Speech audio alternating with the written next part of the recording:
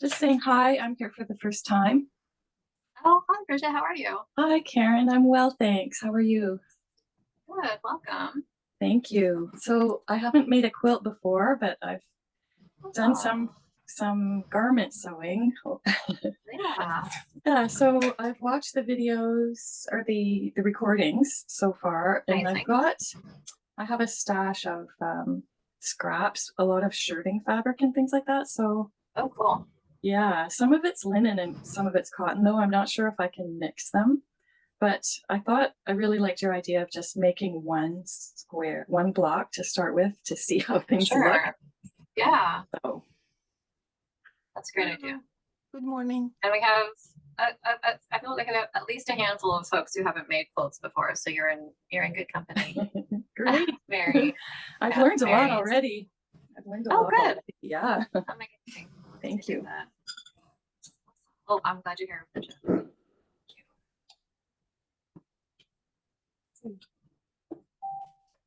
How's everyone else doing? How was your progress this week? Fantastic. Mary, how are you? Yeah, Mary, how are you? How are you coming along?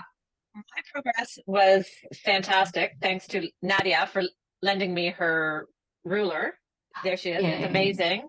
And then I just quickly did my square this morning. I wanted to have it done, but I'm noticing as I'm looking at, I did kind of press it, but clearly I need to kind of open this up a little bit.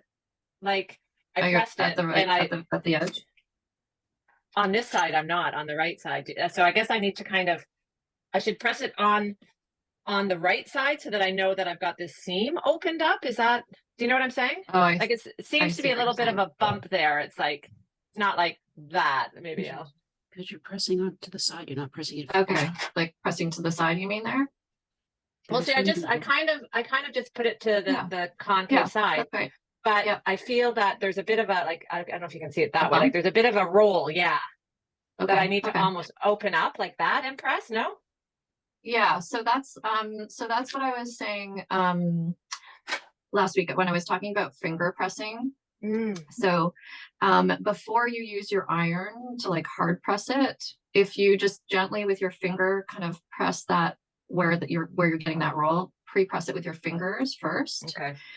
So that it's already kind of where you want it to be before you're pressing down with the iron. And then but don't force it too much, I guess. You don't want to, you're sort of gently I just did this block this morning, so it's it's not totally pressed, and so with my fingers I'm just gonna sort of gently kind of press it over to the side the way that you were doing, which is totally right. And then once I feel like it's feeling fairly got that first sort of finger press, then I'll press it from the top, but then I'll also probably flip it and press it from the other side too. So definitely do want to you can when it's also when you have it also down, like when you have it on a flat surface before you press it with the iron, it can also give it, your fingers. And sometimes I'll even use the edge of my nail a little bit. Okay. To kind of yeah, you're encouraging it is how I would describe. Exactly. I think encouraging is a really good word to use there. Where you're just kind of getting it to go where you want it to go first, and then the iron is just kind of the final bit where it's just gonna give it a good. But it looks really good. I'm super excited. Yeah, I think I'm happy. I'm happy. So that's your first quilt block ever? Well, no, I've done something else with I've done something with Johanna. Johanna, yeah, I've done a little 3-hour thing. So, kind of, I've done that much, but yeah, it's the curve. The curve's freaking me out. Looks like you did good though. I did. Yeah, I'm happy. Okay, enough about me. Karen, I wanted to ask, so I made a mini quilt because my time I realized was pretty limited in November. That's great. When you press the seam to the side and you're putting all your blocks together, sometimes, is there a trick to get it so that all the seams are nesting for the quilting part? Because sometimes I'll press it and it's not, I'll just do it intuitively, but then most of the times it works, but then sometimes you'll get the seam where it won't nest and you have to kind of press it the other way. I was wondering if there was a trick. Just to clarify, are you talking about when you're putting your quilt blocks to each other? Yeah. Okay. And what's your configuration? Like how many blocks by how many blocks are you doing your mini quilt? I've done it. So it was 4 by 5. Oh, okay. That's nice. That's a nice size. Next question. Did you assemble in rows or did you do like, I did the horizontal blocks first. Like the 4 top blocks. Yeah. And then once I had done all those, I assembled them together. So you did the 4 and then you did another 4 and then you like that? Yeah. Okay. So if you're doing it that way, then a good method to make sure that the blocks come together nicely is that you're going to do all of the seam allowances for the top row in one direction and then all of the seam allowances for the next row in the opposite direction, and then kind of repeat. So each row is going in the opposite direction so that when you put them top row to the next row, there's kind of that little like nest where they just kind of fall into place right at the intersection, and then you can pin them really nicely that way. So that's sort of a really good rule of thumb when you're assembling the quilt later. And that was on my mind when we get to the point where people are working with bigger, more blocks. There's a couple different strategies there, but generally it's to one way and then to the other way so that they kind of nest nicely. Is that what you did, or you kind of did something and it just happened? I had done that. My major issue was with the circular, because some of those seams gotcha. affected. So because of the way that you maybe configured them. Yeah. So right. When they didn't intersect, what I just did was before I sewed them, I just shifted the way that the seam was going, whether to the left or to the right. But I was just wondering if there was a trick to, I just didn't know whether I was making a mistake or if that's just something that you kind of see as you're going along and you have to change at times. Yeah, I think because there's so many ways that you could put these, kind of twist these blocks to put them, the orientation that you might be putting them in, there is probably a little bit of that management that you need to do. Okay. But that's a good point to think about when we get to when everyone else gets to that stage, where all those little seams are going. But it sounds like you managed it nicely. Yeah, I just switched it up and it worked fine. Do you have your quilt top there to show us? Do. And I used a wool batting because I'm thinking of a little stroller quilt. Oh, Get it right now. That's exciting. It just feels so fluffy. It makes me happy. Oh my goodness. Ah, that's adorable. Wow. Yeah. Ah, gorgeous. That's lovely. Lovely. I love part of the randomness of it and just playing with all the blocks. And I love that it looks so complicated, but it really is manageable. Oh, that's good that I felt that way. Well, really good job. That looks incredible. Thank you. It was so much fun. And I do have blocks to make a bigger one, but I'm just going to take my time and. Yeah, for now. Okay. Yeah. Awesome. Thanks for sharing that. Oh, you're so welcome. Thank you. You're welcome.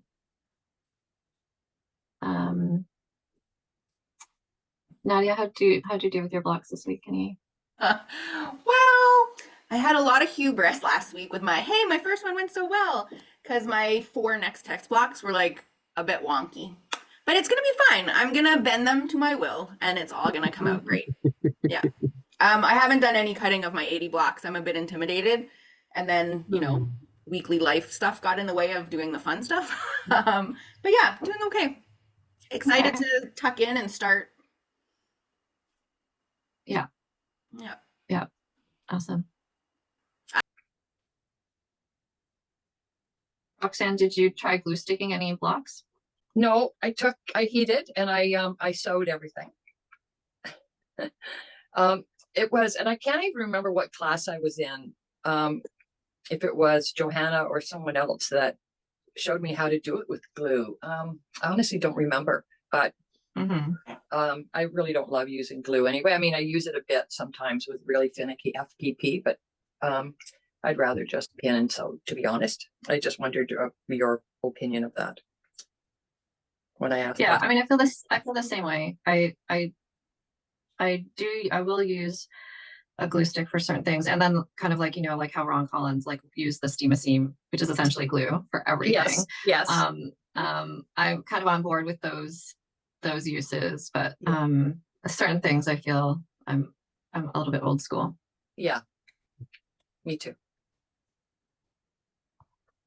Yesterday, my husband had a whack of people in our listening lounge making music, live music, and I was doing some block printing on some fabric that I had dyed with Julie at Sprucedale, making some napkins for a friend's birthday this week. And it was just such a magical afternoon to have, to be block printing on my dining table next to a whole whack of people singing songs by most of my favorite artists, songs that I didn't even know. It was just so magical.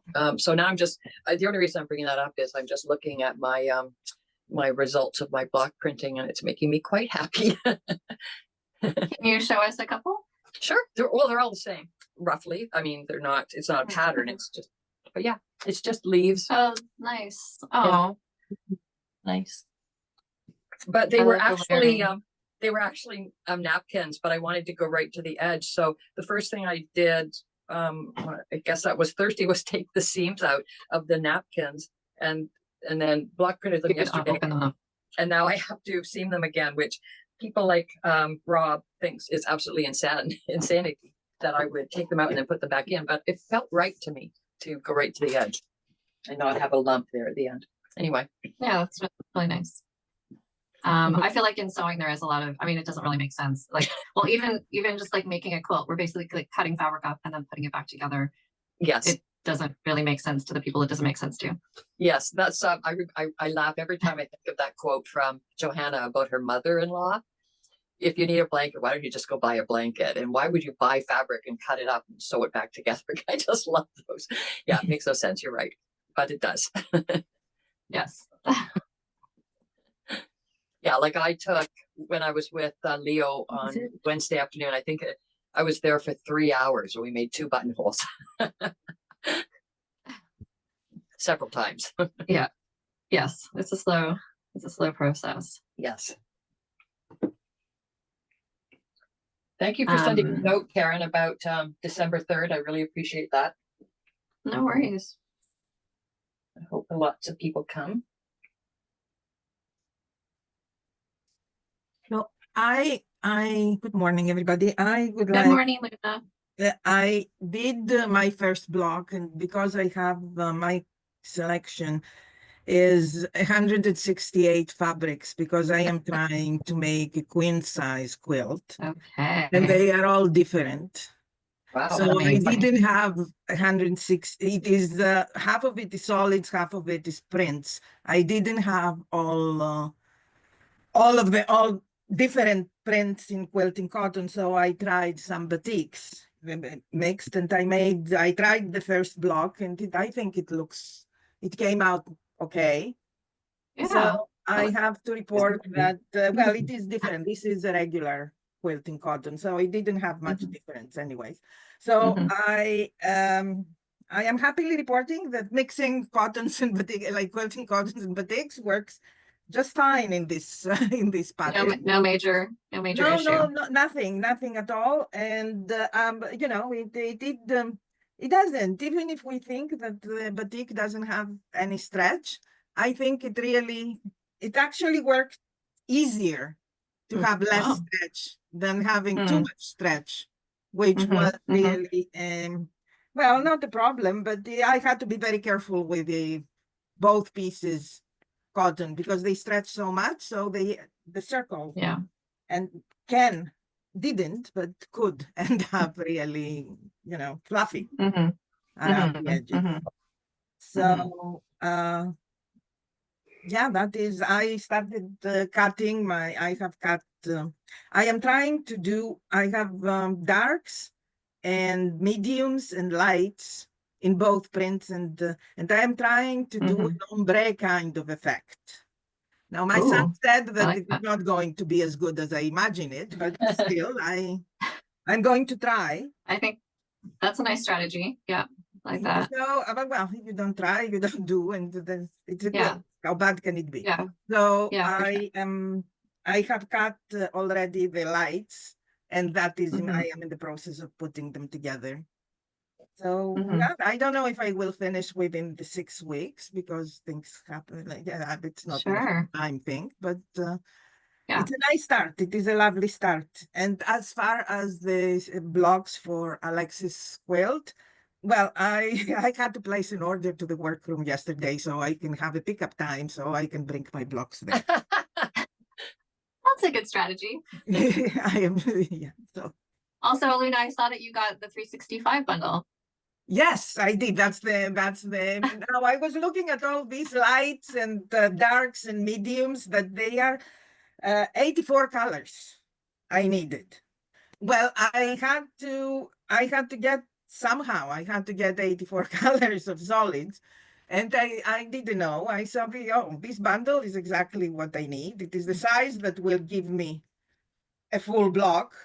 Like it is about 10 inches, like I figured, like Mhm. layer, Mhm. a little bigger than a layer cake, but it gives me enough fabric to do a block. So I thought, well, why not get all 365, choose 84, and the rest will find a place after. Yeah, so Yeah, thankfully there was one left. So that's right. I got also the carousel just to make sure that I have the right colors there. You're So set. Amazing. that's my report. Thank you, Luna. That's great. Heather, do you have a question? Or how did you do this week, Heather? Um,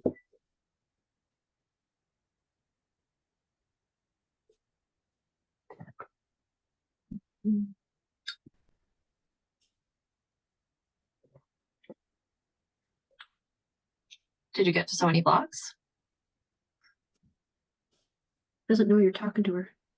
Oh, Heather? Heather Can you hear me? McMillan, Yes. Oh, sorry. Do we have more than one, Heather? Oh, sorry, we do. I apologize. can you hear me? Sorry, I'm not sure exactly how. I'm new to. Okay, can you see me? I can totally see you. Oh, okay, okay. I did take one of Johanna's learning curves. So I had a whole bunch of blocks. Sorry, let me see where they are already started. So I thought this was perfect to continue because otherwise I probably, would have these blocks here for a while. So I too am doing, sorry, I don't know where to, oh, there, kind of Yeah. solid prints.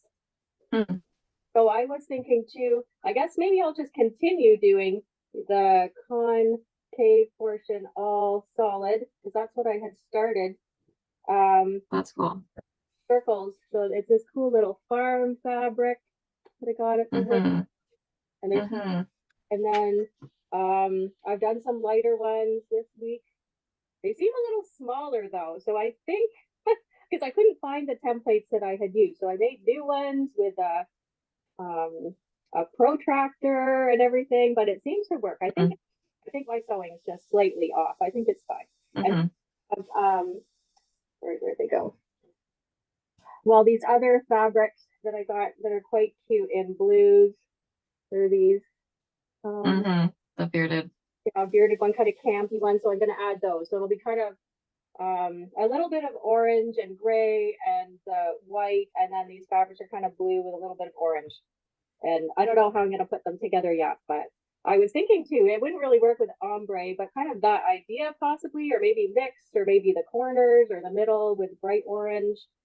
I don't know. We'll see what happens. But I do. Good start. I am enjoying making them. Yeah, and I have a few more pins ready to go. So I'm making some progress. Yeah. That's awesome.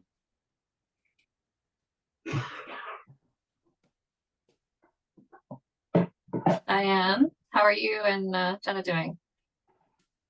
We're moving along, I would say. We are just so pleased with ourselves that we picked our colors and we've cut most of them, the squares out, but we kind of on the fence about like our last color to add. And then we saw your chart and thought, oh no, should we make it bigger? But I feel like we should know recognize our limitations and maybe go with the 80 blocks. But our inspiration. I didn't post that. I didn't post that chart to encourage people to go bigger. It wasn't a challenge.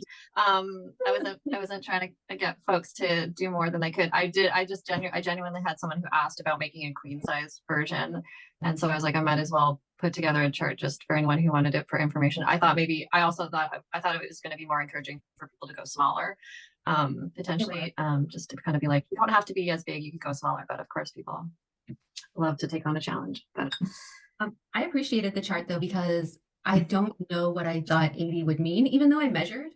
And I was like, yeah, this is going to be huge. And I realize now, like, it's not going to be giant, but that's fine. And this is just our 1st one. But we used our inspiration set is Toast Soldiers. And I really love the colors. So we are just adding a few other things. Yeah, it's Alexis's. So yeah, so really excited about the colors we chose. And this is one that we've sewn together. This is like one of it looks great in our fabric. Yeah, I think this is like the first fabric Jenna bought to make an Inari tee like years and years ago. So we thought, okay, we'll just do together what we have. And yeah, hoping for that. Best. It looks great. It looks really, really good. Thank you. I'm really excited to see what happens. She's cutting away right now. I'm excited. That sounds good. Yeah, amazing. Yay. It's just good to have a team on the project.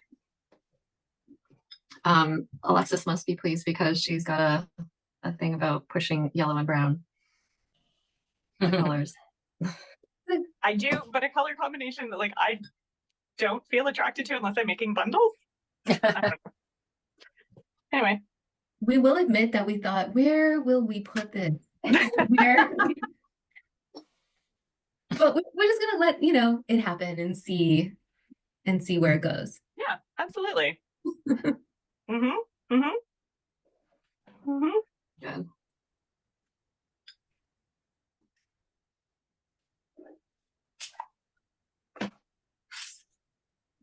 Mary, are you making progress on your quilt? Sutton? I'm gonna start using people's last names. Yeah, I managed to get my template made. Good. And I picked up some fabrics. It's just going to be really scrappy. So here's like one combination. It's going to be like blues, mostly blues, yellows, purple, green, anything that I can find to use up my stash. So that's fun. Yeah, I did have a question though. Great. Have you ever used linen for quilt backing? I have. Or will it be too wrinkly? I don't think so. I mean, I'm into the wrinkle. I did a quilt back that mixed linen with cotton. And I've used linen sort of mixed in to patchwork pieces as well before. So I would do it for sure. Okay. It's just I have a whole pile of like a whole bin of leftover linen sheets and those years ago, and I think they're from my husband's grandmother. They used to use linen, all this fancy linen with lace on the bottom for tea towels.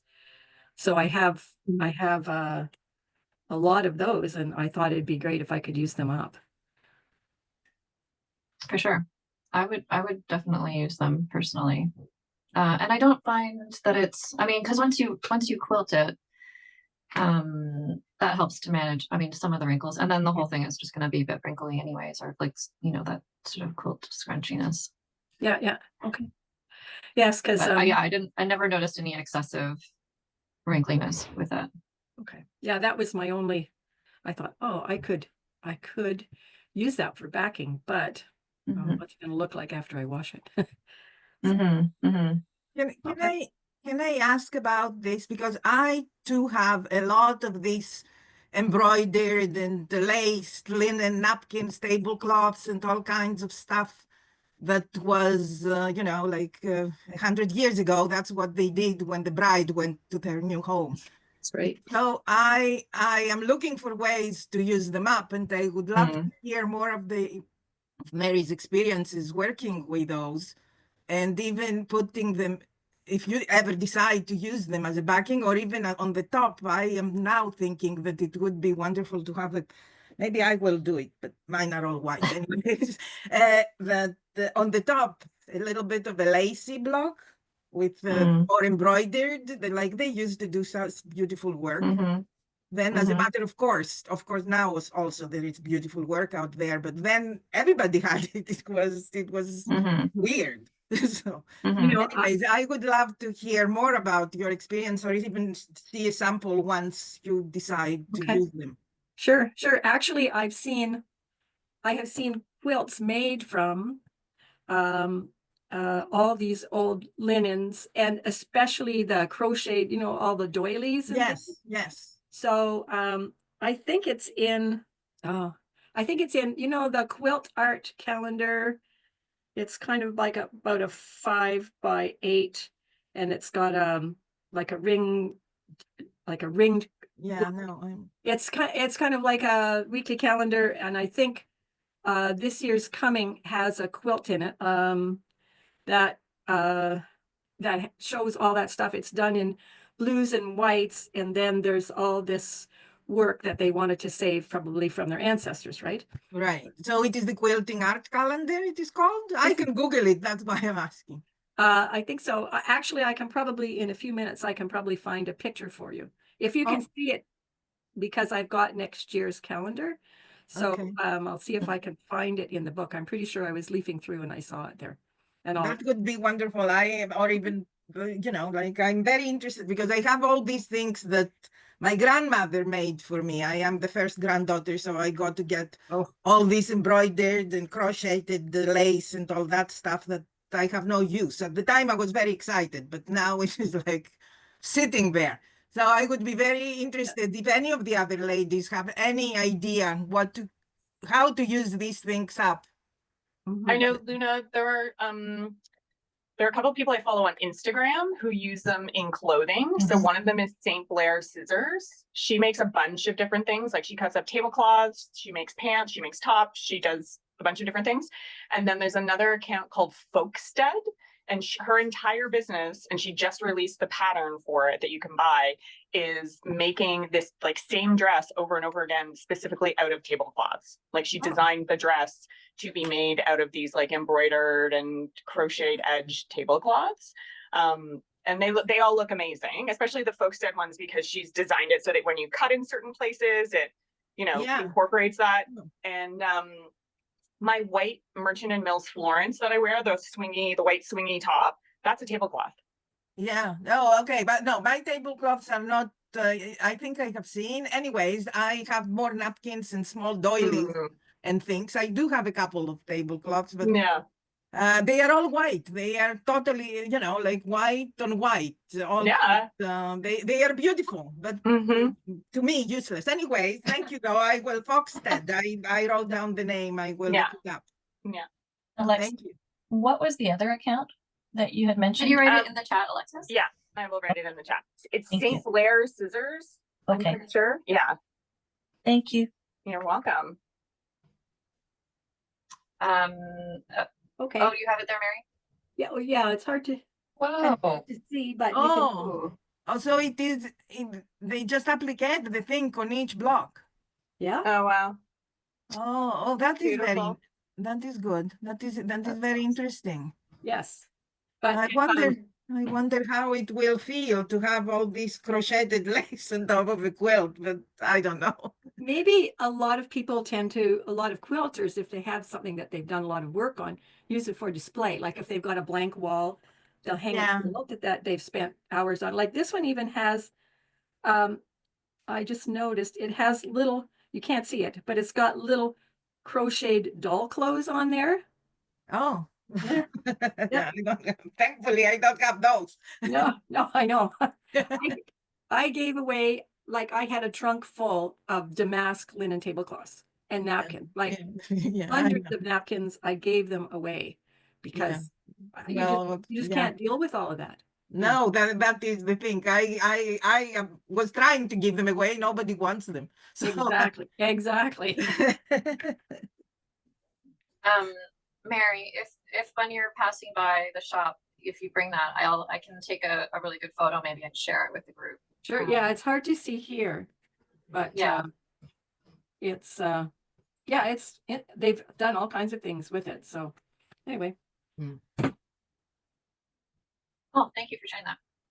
I was thinking that it might be, I mean, if you ever did any, because you're saying that they're white, it might be if you ever do a dyeing workshop or something, it might be nice to dye them a different color potentially. Like if you want to use them, I don't know if you thought about that as an option. Actually, Karen, you know, at the Spruce Day last time, the open house that we came with the bus, there was a vendor, and I have seen her. It was the second time, and I love her stuff. That she dyes this burned yellow, brown, burned linen. Rust, yeah, Down uses to earth, rust a lot. she's called down, Falling on to the land. earth, it's something like that.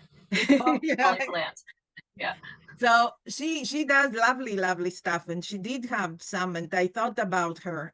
I have her business card somewhere to contact her to see if she can dye some of these things. And she had some beautiful skirts there that I was thinking, oh my God, these are gorgeous. I did buy some stuff, some cloth, like she had the linen, some yardage there. Not yardage, it's not that big, maybe a meter and a half. But I'll see what to do. Yeah, falling to land. Yeah, no, that's it. Yeah. Yeah, I think she probably would love that kind of a project. But she uses found metal to make and uses the rust. Yeah. I mean, she's really cool stuff, but I think that's a fun option. Yeah. And I did like, she did have on the back of her booth, she had the linen tablecloth dyed that way. And it was spectacular. Amazing.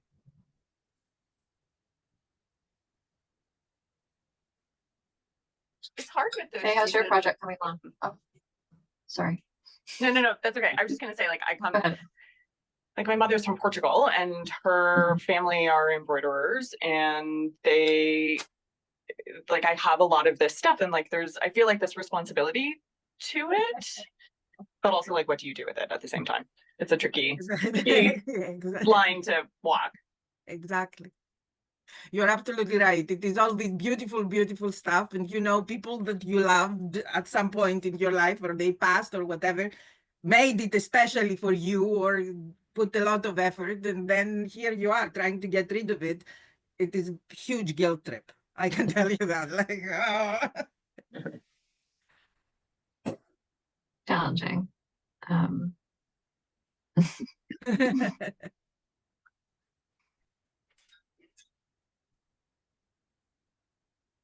Sorry, Faye, I'm going to check in with you now. How are you doing with your project?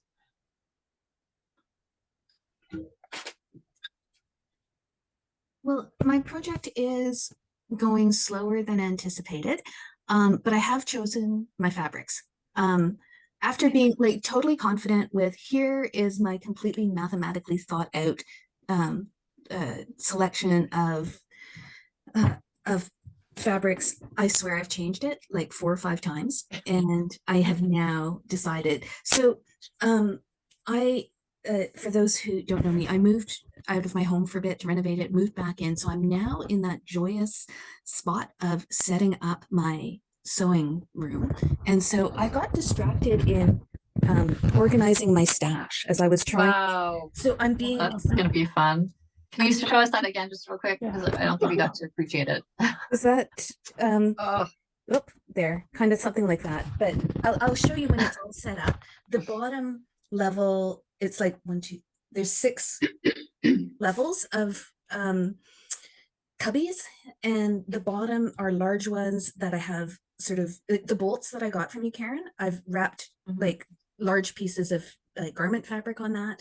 And then I'm being obsessive with wrapping everything on comic book card and labeling everything with these wonderful Katie and the Machine labels. Oh, So lovely. I know how much I've got of what and where it's from, and I'm organizing it by color, which is I love color theory and playing with colors. So I've just sort of went down this rabbit hole and have gone with it. But what I pulled out when I was unpacking is this stash of 20 really moody batiks in a palette that I don't usually use. So it's dark greens and blues and black, and it's really kind of stormy, and I love it. And it's just, I'm super psyched about it. So that's all currently hanging up drying after I washed it last night, so I can start cutting hopefully tomorrow. But a cool thing I found was for the quilt for Danielle. Let me just grab this bundle. It's the Rancho Relaxo bundle is the exact colorway of the antique carousel. So I'm going to be making some squares out of that for you, Alexis.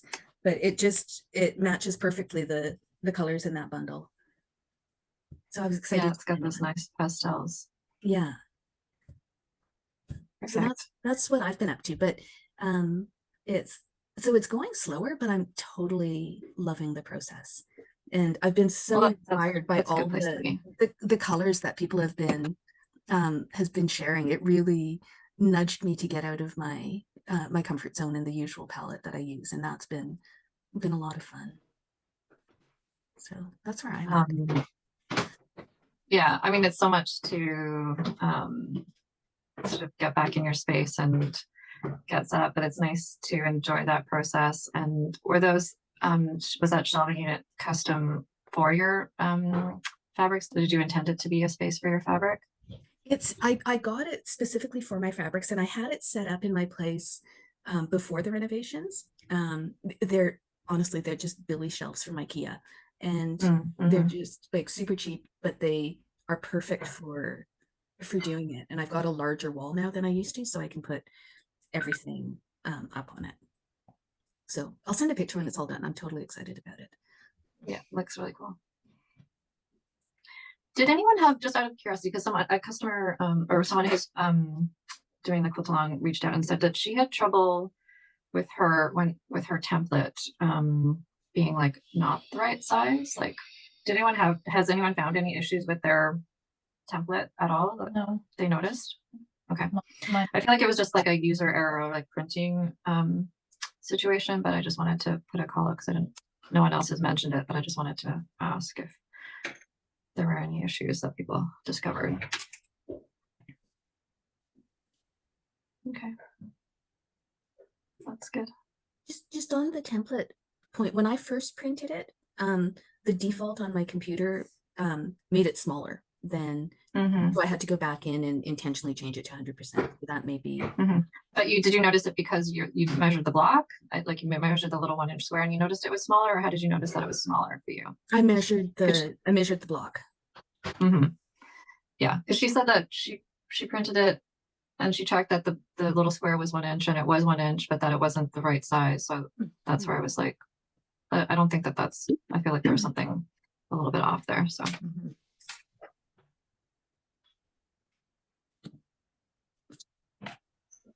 Did anyone else have any issues while they were, or any challenges that came up while they were working on anything this week?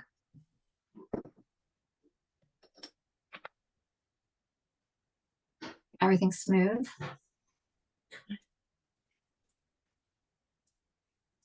Jen, Tomlin, how is it going for you? It's good. I'm enjoying it.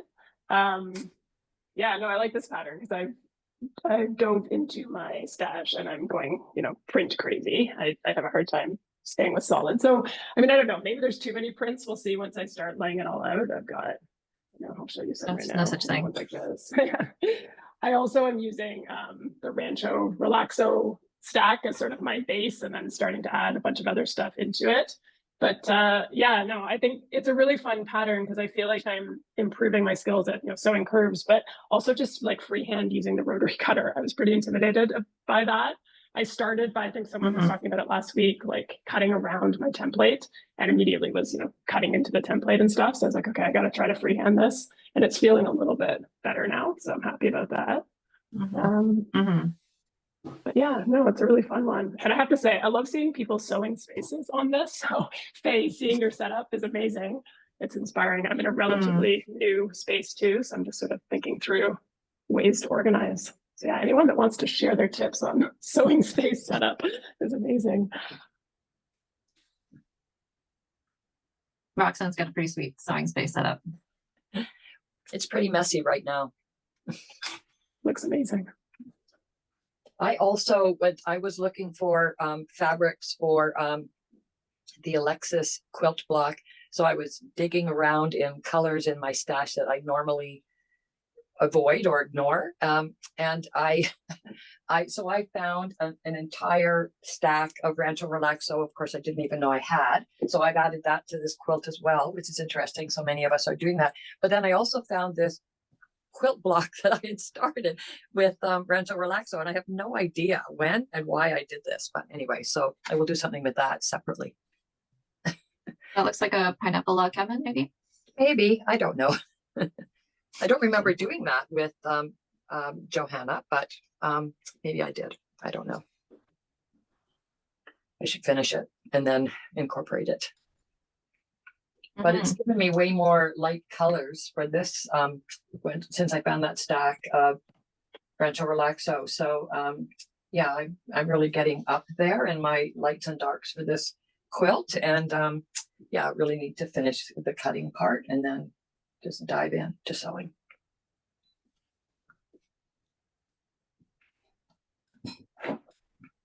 I'm finding that this pattern is just such an invitation to play with color. Exactly. I feel like I need to make a whole bunch because it's just so much fun to see how the colors interact with each other and the combination of solids and patterns. So I'm keeping the other like first 5 attempts at coming up with a palette and see what inspires me after I do the first one. But it's just a really satisfying pattern to work with. That's nice to hear. I'll be curious to see how, when people start to get their blocks, how they decide to arrange them, because that's kind of the next interesting element after you pair your fabrics together, how the blocks orient to each other and then laying them out. So that'll be fun too. Karen, I just have a bit of a newbie technical question, because I was using that Pathways ruler, and I don't know about everybody else, but I can use the rotary cutter with both hands. Wow. And so, but then I thought, I don't think that's good, because maybe the blade is kind of, not leaning, but do you know what I mean? Positioned in the channel slightly different. So I did, I cut a few, and I thought I've got to be consistent and just use the one hand. Do you know anything about that? Like when the blade is in the channel, is it in? I don't think it's quite in the center, because sometimes I would do it. I'm gonna lean to one side. Yeah. So, and then the other thing is, do people ever pull their rotary cutter, or is that not cool? Versus pushing it. Pulling it versus pushing. No. Always push. Yeah. For safety, it should go away from yourself, not towards yourself. So yeah, definitely pushing away. So are you generally ambidextrous, or is this a rotary cutter specific thing? No, I'd say I'm pretty ambidextrous. Yeah. I write with my left hand, but I do most things with my right hand. So yeah. I just thought, rather than move my body, I was just changing. No. Right? One cut was one way, and then the other cut. Most of us don't have that option. Yeah. Well,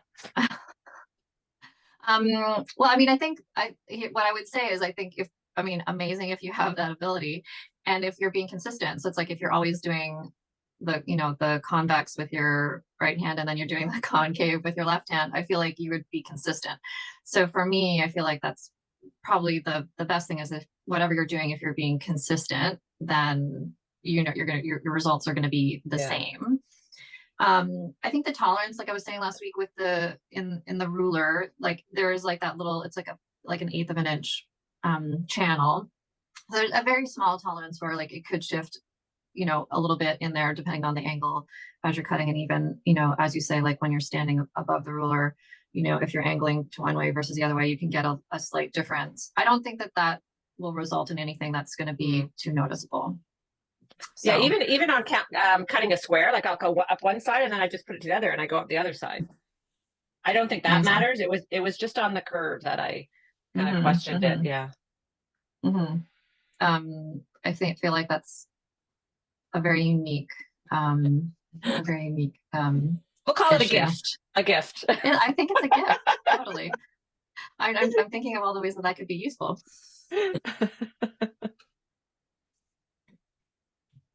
I'd like to see a video of you cutting a curve with hands. I just feel like you could be like, if you could almost have like two, like you could have two rotary cutters that you were like really, if you could really want to go for it. I'll work on that. I'll work on that. Karen? Hey, Bridget. Yeah, I just wanted to ask a question about fabric. So I have quite a lot of this. It's really cool print. It's really pretty, like beautiful colors, and it's quite so I noticed, like, I think often you would use many different prints, but I realize in my scraps that I have quite a lot of this. So could I also mix different patterns with that, or should I try to focus on just making as much as I can with this as the pattern, and then a lot of solids with blues and greens and dark, maybe purple, like colors to go with this? I think you could do, I mean, I think if you have a lot of that one color, I mean, that one particular print, and then smaller pieces of, you know, everything else, I think you could, you know, feature that. You know, if you really like it, then I would, you know, use as much as you can. And then I think you can mix other prints with that. I think it doesn't have to be solid. Yeah, I don't see why not. I think, you know, I think that could also do really interesting things. Like if you kind of imagine like how the blocks would, when you have them, so when you're sewing them together, those same fabrics touching each other would create really interesting shapes. So I think you'll just get some really interesting things happening by you having a lot of repetition with the fabric, but I don't think that there's anything wrong with that. And I'm sure you've got lots of other colors that would go. I mean, there's such a nice range of colors in that one print that it gives you a lot of options.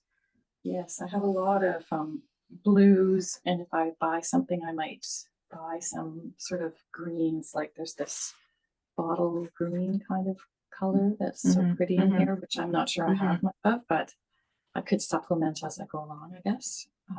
Well, I'll get started and see what. Yeah, for sure. I think that's great. Thank you.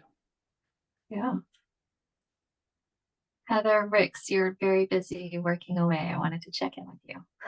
Yeah, thanks. Happy to be here. I've watched the recordings, but I haven't been able to make a live. So yeah, I'm just cutting, and I'm trying to I'm making a large quilt. That's my goal because I want to make a bedside, which hitting the number 256 is a little intimidating when you think about a king size quilt, like the number of blocks.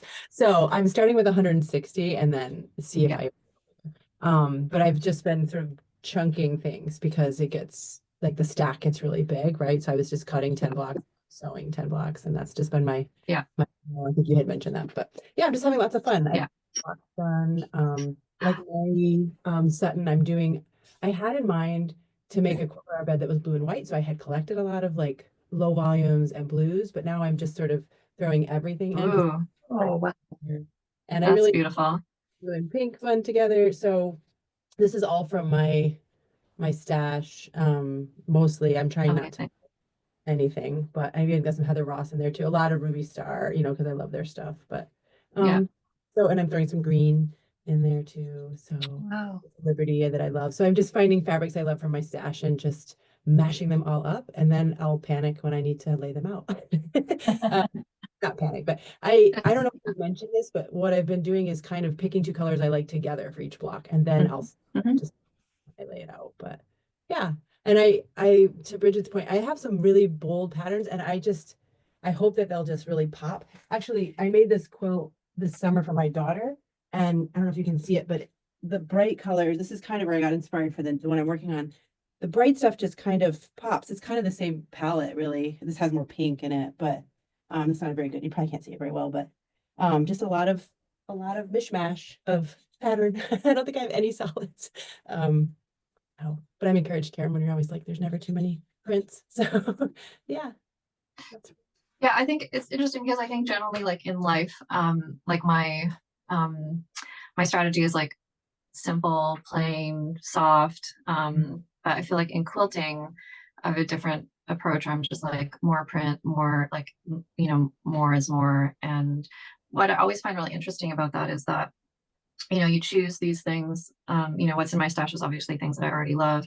And then you choose like, you know, I've chosen like 80 fabrics.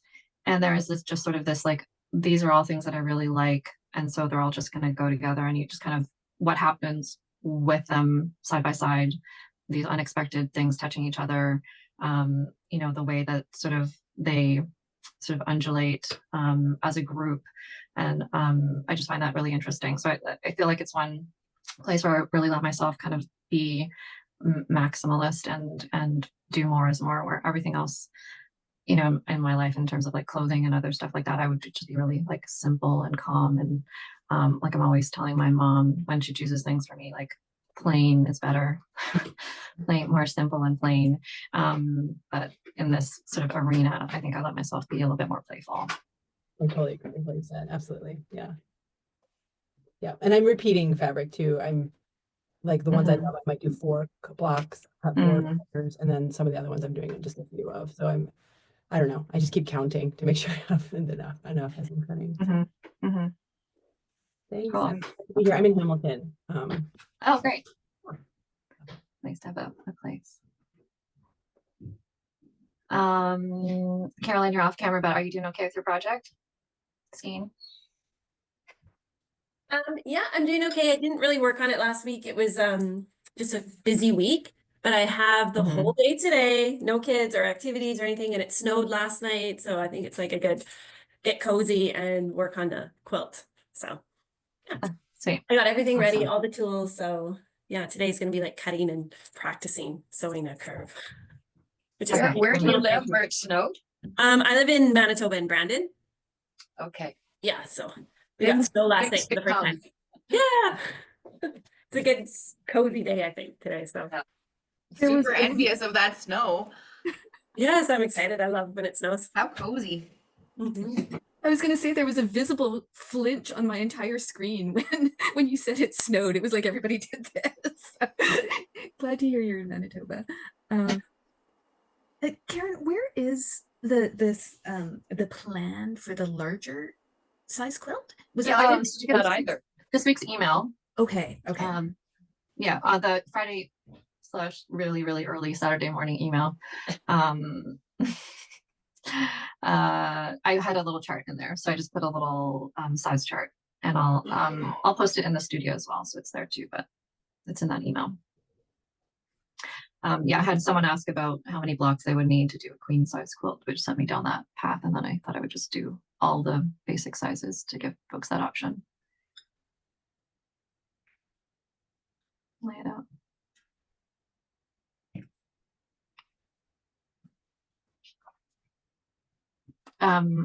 Laura, do you want to check in with us and see how you're doing? Hi there. Hi.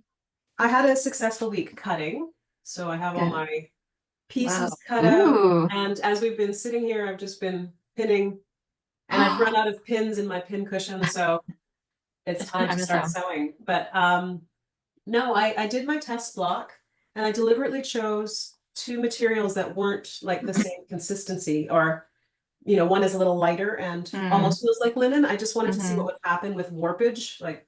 And what I found was I was still pretty close to 7, was it 7 or 7.5 inches? But just a little bit more irregular. 7.5. Yeah, 7.5. Yeah, but just a little bit more irregular. So I thought when I'm sewing, I'll just have to accommodate for that, like try to square it up a little bit with the other blocks.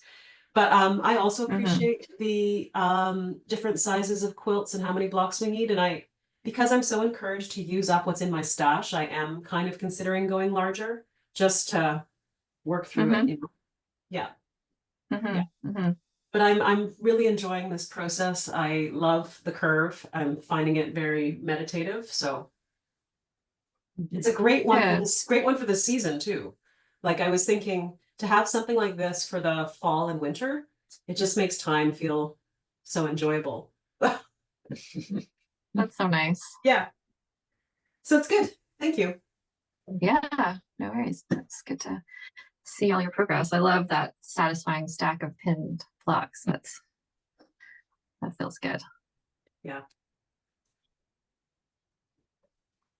Did anyone feel like they needed that their test block was needed any adjusting? Did anyone feel who did a test block feel like they were like worked out the way that they wanted it to? I haven't heard anyone saying that anything went dramatically wrong with their test block, so I feel like that was all good. I actually have a question about if we make a larger quilt. Well, I know we're not there yet, but how you would approach sewing like a queen size. Like, would you do smaller quadrants and sew them all together, or? Yeah, I was thinking about that today because I was like, this is I was thinking about my strategy when I get to it because for the mini quilt, doing short rows is perfectly fine. But what I find is like when I do a larger quilt where you've got more blocks, I find to me it doesn't always feel as stable to do a really long strip. So then I do more like quadrants, or I might do like sets of 4 or sets of 6, depending on the size. I usually find that 4 for me feels more manageable. So when I do a larger quilt, I would kind of group my blocks into 4s across, so that so pairs and then pairs, so that you're doing shorter rows. I just find that feels more accurate because I feel like your long row can start to get a little bit wonky potentially. So that feels to me like I have more control over keeping everything really square and really sort of in line, doing sort of shorter little, like as you say, quadrants. That's my approach for that. So I was already sort of pre-thinking that that strategy for folks later on. Fern, I feel like you're knitting. Always knitting. Sorry, I'm gonna take these off because it sounds funny talking with giant headphones on. So I don't really have a stash yet.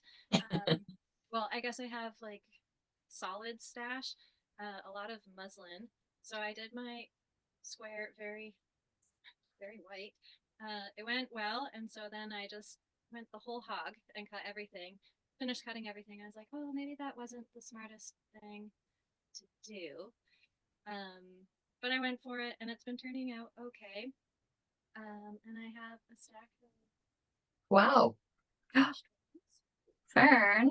And I am loving this combination. Like so what happened, I had a stack and I just ended up flipping one and then pairing upside down so that hopefully there wouldn't be any overlap. Some I did end up kind of mixing and matching, but I like the little stories that kind of evolve. Like this one is like, oh, the squirrels in the undergrowth. Yeah, and I don't know, where's some other good ones, like I don't know, little stories like the coyotes, and then it's like a dream sequence. Yeah, so I feel like there's like 10,000 possibilities, and sort of what Faye was saying, like it really makes me want to make like 100 quilts. So I'm like, oh, what other combinations can I come up with? So the process is delightful. The color pairing is delightful. And a lot of these fabrics, like putting them next to each other as whole, I'd be like, oh, I don't know, like this is going to be really hard to coordinate. But yeah, the stories that they tell next to each other are super fun and like very unexpected. Like I'd be like, oh, that's not going to look good. And then I put them in their little bowls together and I'm like, actually, I love this. So yeah, it's been a really delightful experience, and I look forward when I wake up in the morning to pinning and sewing for like 2 hours before going to work, or the rest of my day starts. So it's been a wonderful experience. That's so nice. I love the sort of like finding a story within the two fabrics talking to each other is such a lovely thought. What a nice experience. Yeah. And it's interesting. I just want to go back to Fern's point as a way of pairing your fabrics together. So it sounds like. So what I understand that she did is she had all her cut pieces, and then they were kind of stacked beside each other, and she took peeled off the top one of them and put it on the bottom, maybe, Fern, and then every fabric is going to be paired together differently, if that makes sense. So rather than are you just kind of letting it happen? You're not like being like this fabric and this fabric, you're kind of just going through your stash, like through the stack and letting it happen to itself. Yeah, and there were some that really didn't work, and I was like, "Oh, can't do that." So then I would kind of lay them out, and as things were coming up, then I could play with some of them. But for the most part, I was embracing the wabi-sabi of it and just like letting the happy accidents and pairing. And I would say like 90% of the pairings just worked, and then the 10% was like, "Oh, I just need to like rework it."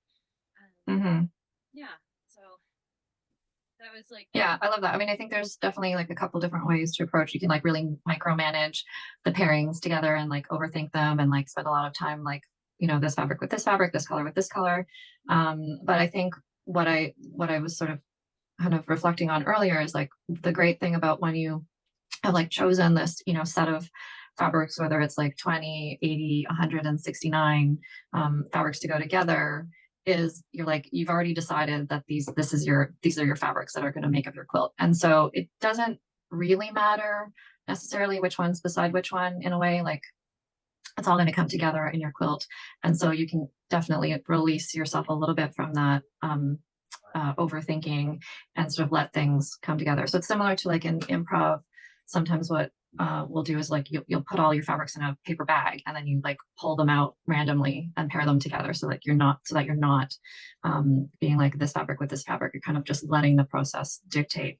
So that having your fabric stacked and then just kind of shifting one of them to the bottom or to the middle or whatever, and then just letting them sort of decide for itself can be like a fun way. And then obviously Fern is also like sometimes saying, okay, except for maybe this one, no, and I'll just put it aside and let it marinate for a minute. So I love that came up as a way to go through the process. Yeah, I think now it'll be interesting once all the blocks are made, and I'm wondering if it will be more of a precious process laying them out in their like final quilt, and if that's where I'm going to start getting fussy and be like, oh, I don't know, how's that going to go? So I think that's where I think it's going to be where the overthinking starts to show up, or maybe not. Maybe it'll be they fall where they land and it looks good. We'll see.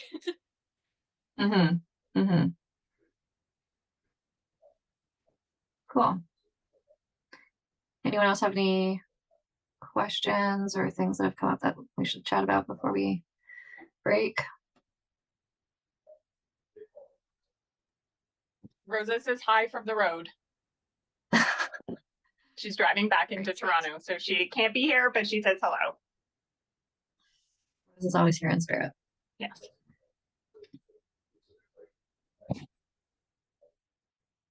Okay. Well, I think everyone's doing a great job. It's really fun to see where you're all at, and I'm loving. Keep posting your photos so we can all see how it's going. And I'll check in. I think probably next week we'll take a little break since we're now just kind of in going through sewing mode, and then we'll meet back in like 2 weeks. We'll do another little check-in and see where we're at, if that sounds okay. Yeah. But anytime you can always reach out to me if something comes up. Feel free to just email me or reach out if you run into any hiccups or bumps in the road. Happy to answer any questions at any time. Okay. Well, I hope you enjoy this rest of your Sunday and keep enjoying the process and post more photos. Thanks so much, Karen. Thanks, Karen. Thank Thanks so much. Thanks for coming today. Thank you. Bye. Bye. Thanks, Karen. Thank you.